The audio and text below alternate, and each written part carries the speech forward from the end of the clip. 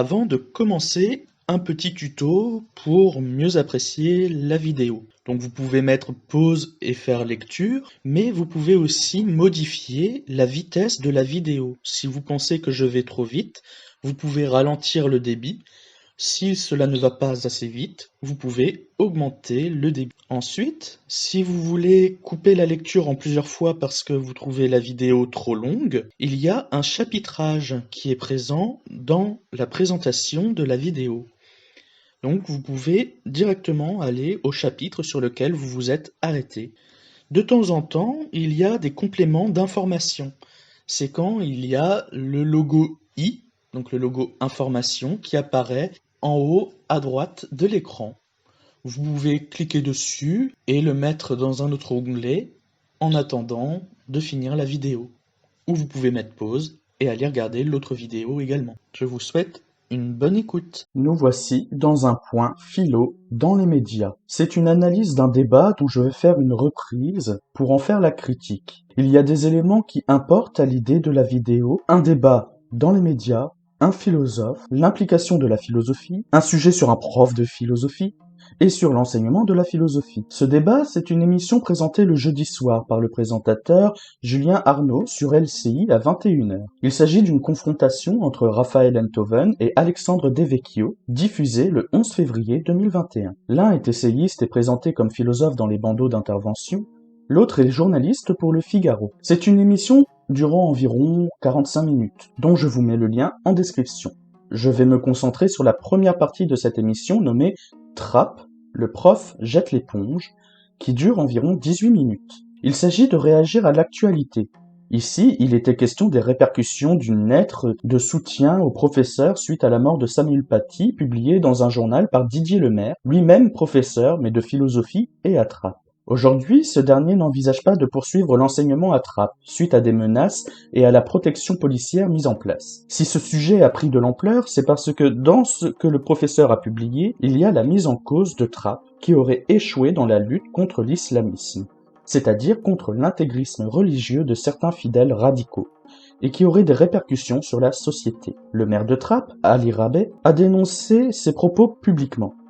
Ainsi, il y a un affrontement médiatique entre les soutiens et les opposants de Didier Lemaire. Cette vidéo n'a pas pour but de penser la situation de Didier Lemaire, n'a pas pour but de penser la situation de Trappes, de l'islamisme ou encore des propos de Ali Rabet. Je voudrais me concentrer sur ce que l'on appelle le débat sur ce sujet.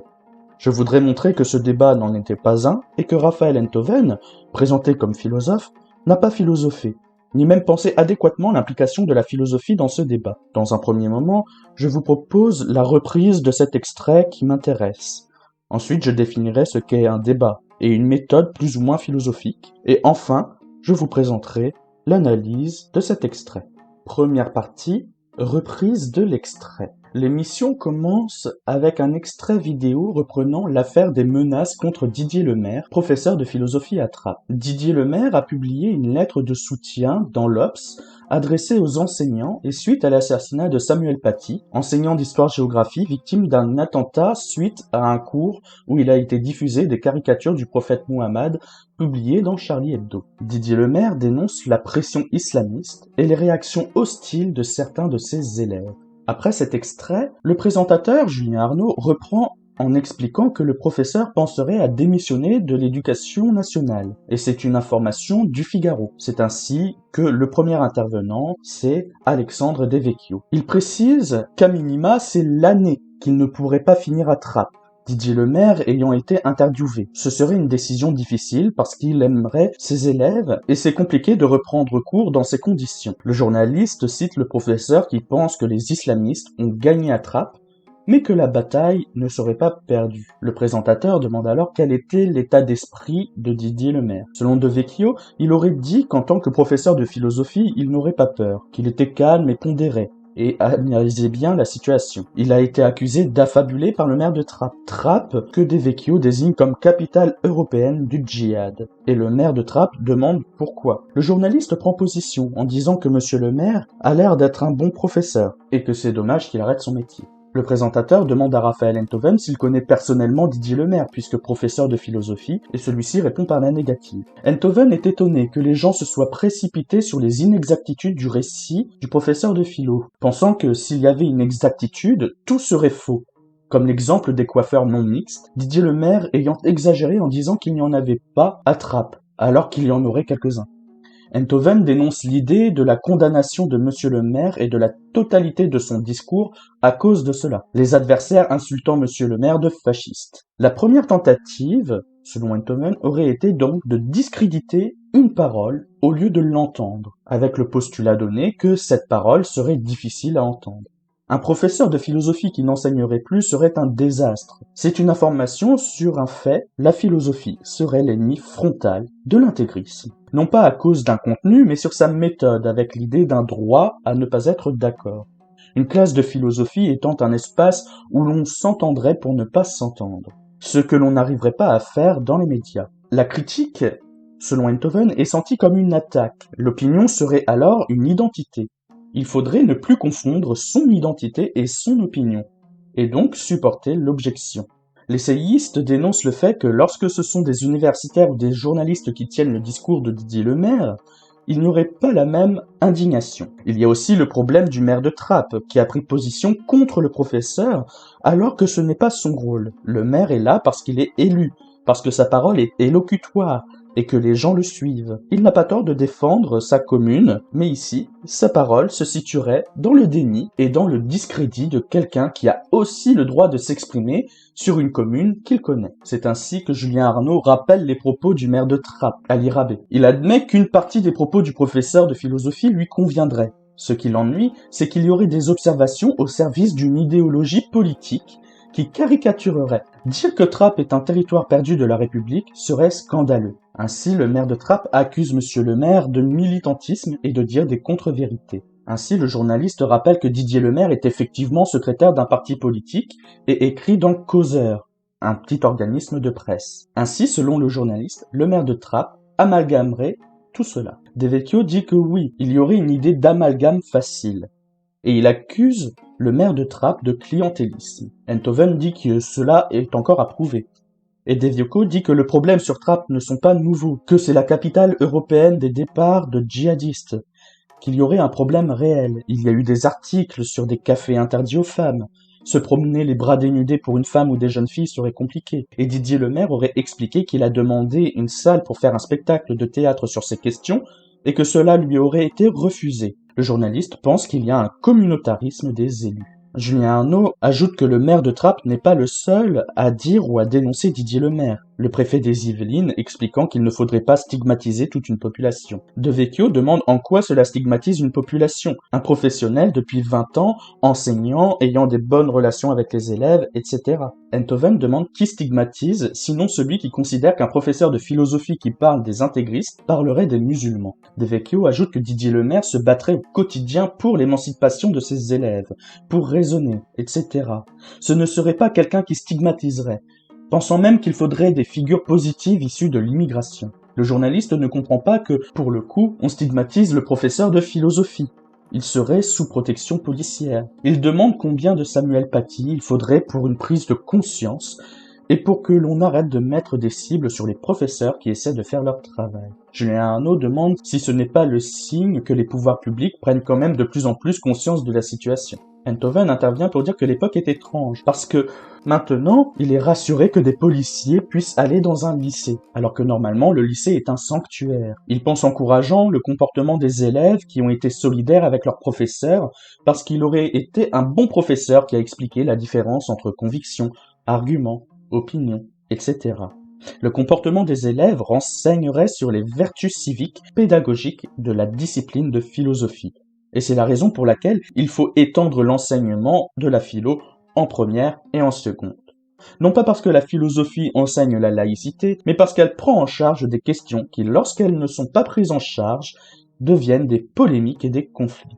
Il ajoute encore une fois que le comportement des élèves renseigne sur les vertus de l'enseignement. Julien Arnaud rappelle que Didier Lemaire a expliqué que cela fait 2 ans que la situation empire, alors que ce sont des questions omniprésentes dans la place publique. Enthoven est d'accord, et il utilise un exemple. En 89, il y a eu l'affaire de Creil, la gauche qui bottait en touche et Lionel Jospin qui s'en remettait au chef d'établissement en refusant de trancher. Avec les réseaux sociaux, ça aurait pris une ampleur considérable. Tout phénomène de cet ordre, aujourd'hui, est dopé 1000 fois par des réseaux sociaux, par des lieux où, à la seconde, on croit des choses et où on rencontre 10 000 personnes qui pensent la même chose. Cette accélération du rythme semble concomitante avec l'apparition des réseaux sociaux qui satureraient les communications. Le présentateur dit que le maire de Trappes penserait qu'il n'y a pas de menace directe à l'encontre de la vie de Didier Lemaire. Il demande alors à De Vecchio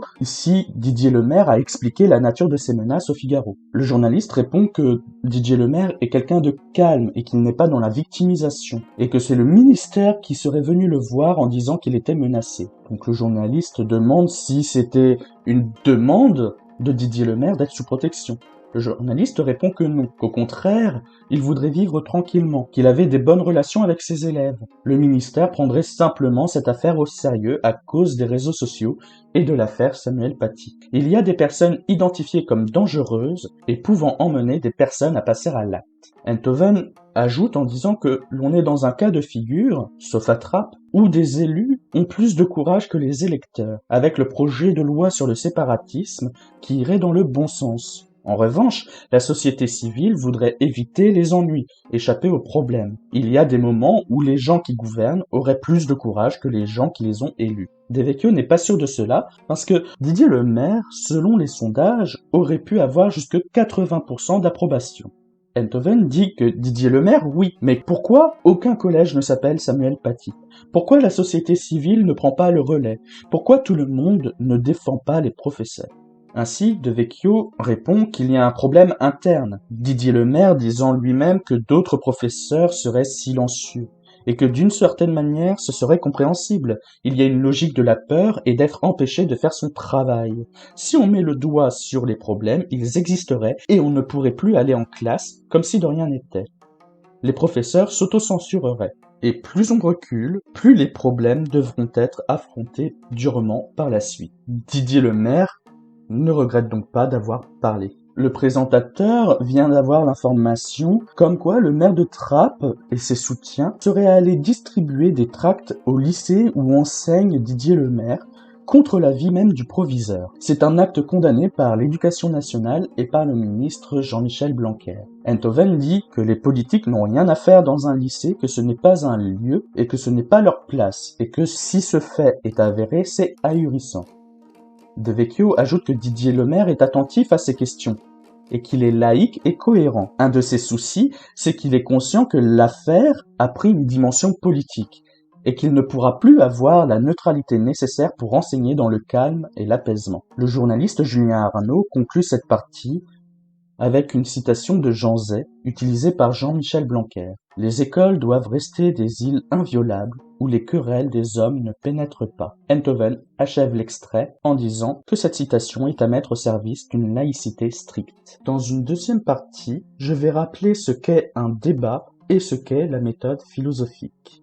Dans l'idée commune, le débat est une discussion organisée sur une confrontation entre, à minima, deux points de vue. Le débat n'est pas une démarche proprement philosophique. Au contraire, il n'y a pas de nécessaire démonstration ou de recherche de la vérité, ce qui paraît être un dommage en philosophie. Il peut y avoir conflit avec le débat, et cela n'a lieu que vis-à-vis de sujets qui ont des répercussions ou implications dans les domaines concernés. Même si la violence est condamnée et condamnable dans le débat, il y a un aspect commun entre les deux, qui est celui de l'immédiateté. Un débat n'a de sens que lorsqu'il s'agit de répondre immédiatement à un problème. Bien que l'usage emploie le terme de débat pour tout sujet ouvert à discussion, on ne peut pas dire, par exemple, que un désaccord sur la couleur du ciel des idées chez Platon serait un véritable débat. Il y a souvent confusion entre le débat et la polémique. D'ailleurs, la polémique n'a pas souvent de confrontation. La polémique, plus agressive que le débat, n'a que pour seul objectif de remporter une joute oratoire ou argumentative. Le débat propose de légitimer son point de vue, d'argumenter pour comprendre ce dont il est question. Il s'agit d'accepter une réponse ou une contradiction.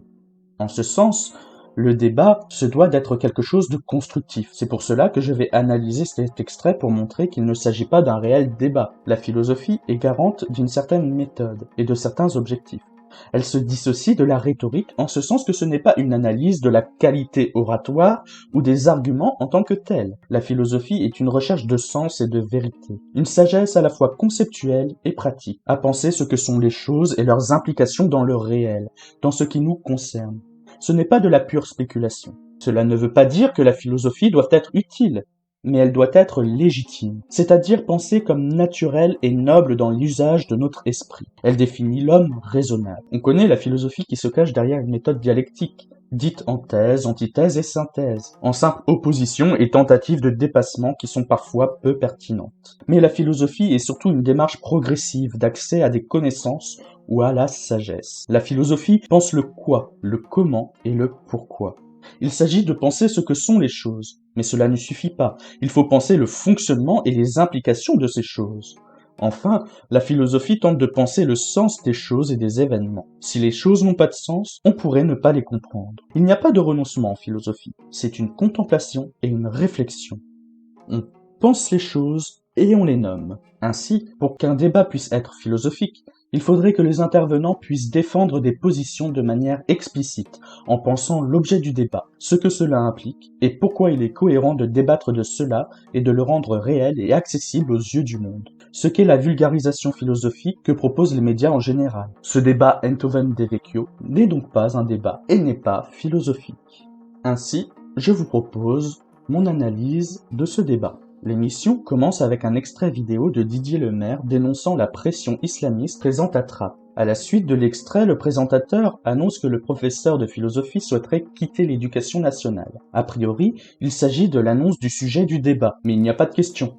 Donc pas de prise de position, juste des avis isolés, et si tel est le cas, cela n'a pas grand intérêt. Cela suit un extrait tronqué, et qui ne définit aucun terme. Donc le débat n'est pas posé, puisque c'est un avis sur rien et sur on ne sait quoi. C'est un problème méthodologique qui ne permet pas de penser philosophiquement un sujet. Le premier intervenant est le journaliste Alexandre Devecchio, qui pose des faits et propos à attribuer à Didier Lemaire. Lorsque des faits sont énoncés, cela ne peut pas être un problème. Mais ici, rapidement, cela devient un appel au sentiment, à la déraison. On ne peut pas philosopher par rapport à un tel exposé. Il y a un champ lexical de la déception, de la lutte et de la peur par l'état d'esprit du professeur et par l'évocation de l'islamisme, qui n'est pas défini non plus. Attention, il ne s'agit pas de penser que la philosophie évacue le pathos, c'est-à-dire la passion ou le sentiment. Mais ici, on ne se sert pas de ce pathos. Du moins, ce pathos ne sert pas la raison. Ce qui est dérangeant est de mêler ce discours avec la situation en tant que telle que devrait avoir un professeur de philosophie. Cela relève du jugement de valeur qui repose sur des préjugés. Un professeur de philosophie peut avoir peur, il peut se sentir mal à l'aise, etc. On ne peut pas non plus juger de ses capacités pédagogiques sur cette simple affaire et sur des propos rapportés, même si cela peut être le cas. Ici, le journaliste ne légitime pas sa position ou ne la justifie pas. Il énonce comme des évidences des faits qui n'en sont pas. Ensuite, Raphaël Enthoven intervient en tentant d'exprimer le fonctionnement de la réaction médiatique qui a suivi l'affaire Didier Lemaire. En tant que philosophe, c'est une démarche à accomplir, avec l'analyse d'une argumentation. Mais ici, rien n'est discuté, et ici Enthoven dénonce de la même manière que ceux qui dénoncent Monsieur le maire. En effet, l'idée qu'une exactitude discrédite tout un propos est idiot, puisque le propre de la critique est de prendre du recul et non de s'opposer forcément. D'ailleurs, une critique ne peut s'adresser qu'à ce qui fait autorité. Il faut reconnaître la position d'un propos pour l'analyser. D'ailleurs, l'opposition frontale contre un propos revêt un même extrémisme que ce dont on accuse Didier Lemaire. En effet, pour débattre sans polémique, il faut modérer les passions, ce que des militants ne font pas. Une situation ne peut pas être calme et analysée correctement dans ces conditions. C'est le tort des réseaux sociaux, notamment entre opposants politiques. Si tu n'es pas à gauche, tu es fasciste, et si tu n'es pas à droite, tu es qualifié d'islamo-gauchiste, comme c'est la mode actuellement. Il s'agit de prises de position non raisonnables. En ce sens, Enthoven est plutôt juste lorsqu'il pense que nous devons pouvoir accepter le désaccord. Que cela soit dû à la philosophie, je n'irai pas jusque-là, puisque la majorité des individus n'en font pas suffisamment. La situation de lutte et d'incohérence serait pire si c'était uniquement sur le dos de la philosophie. En effet, il faut comprendre que le désaccord est lié à l'idée et non à la personne, ce que Enthoven a appelé de manière imprécise l'identité. Le débat commence ici, si nous devions reconnaître la valeur de débat à cet extrait, puisqu'il y a l'idée de penser ce qu'est la parole et comment elle fonctionne, notamment concernant la position d'Ali Rabet, maire de Trappes, qui répond au professeur de philosophie Didier Lemaire. Le présentateur Julien Arnaud rappelle les propos du maire de Trappes, qui pense que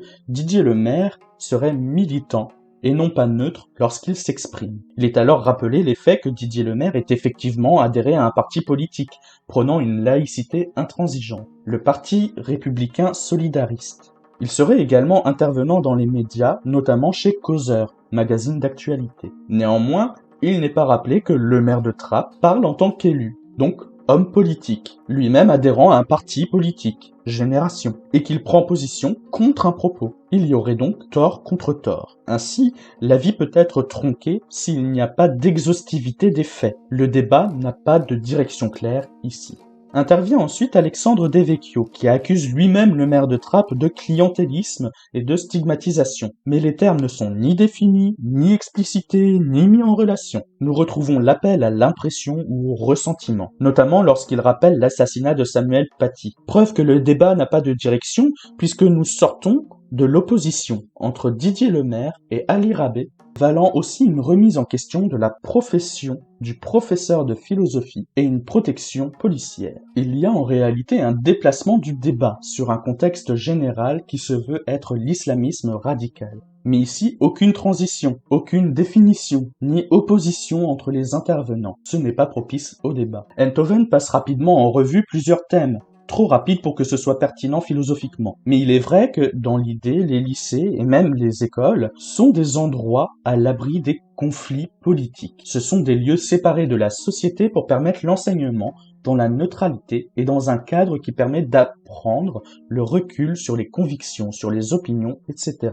Malheureusement, nous n'avons pas pris le temps de les définir dans le cadre du débat, avec leurs implications dans l'affaire, qui était pourtant le sujet du débat. Les séistes pensent que ce sont des vertus philosophiques, mais pas proprement, le propos n'est pas justifié. D'ailleurs, Enthoven n'est pas très au fait de l'enseignement de la philosophie dans les lycées en France. La philosophie est présente en terminale, mais aussi en première, via la spécialité humanité, littérature et philosophie que les élèves peuvent choisir.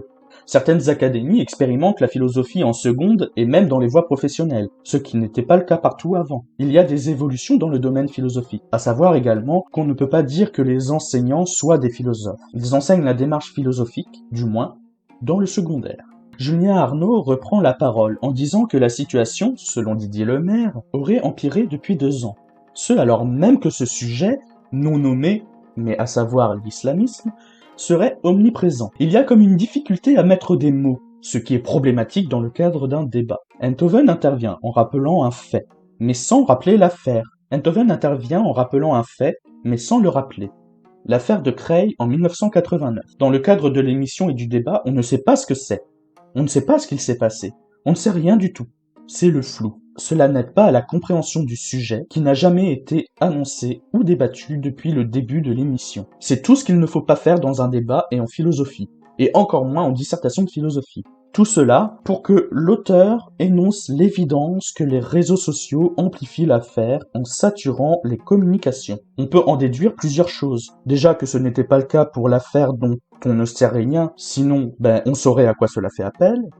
Et aujourd'hui, cette supposée saturation empêcherait à la fois l'information impartiale et la position critique et raisonnable. Un climat peu propice à l'échange et à la philosophie.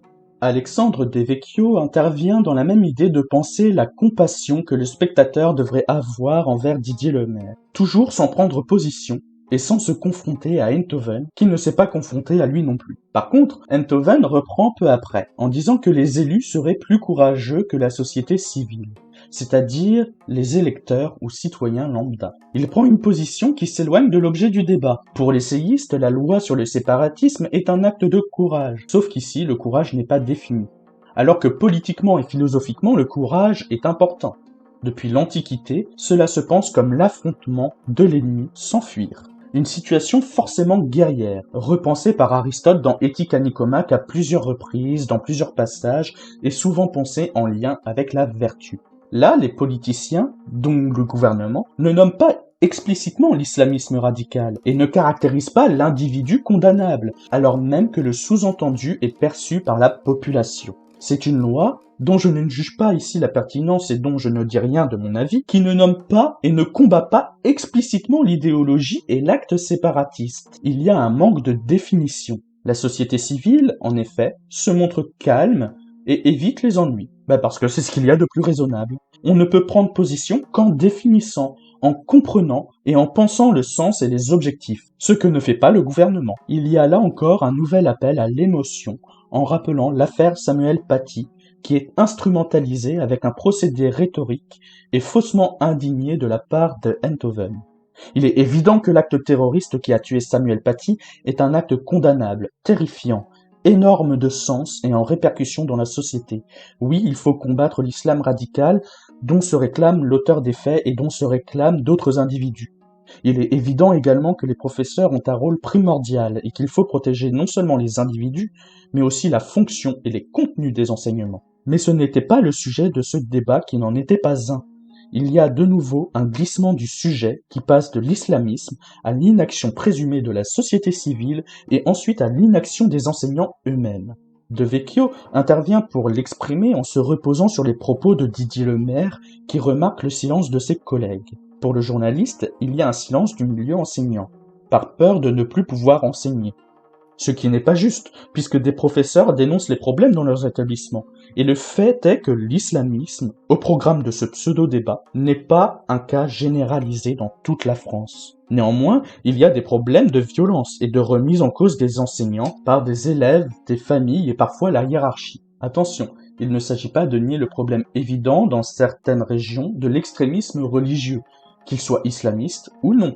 Cela fait partie d'un contexte social général et dégradé dans le pays. Le débat s'achève sur une citation de Jean Zay par Julien Arnaud.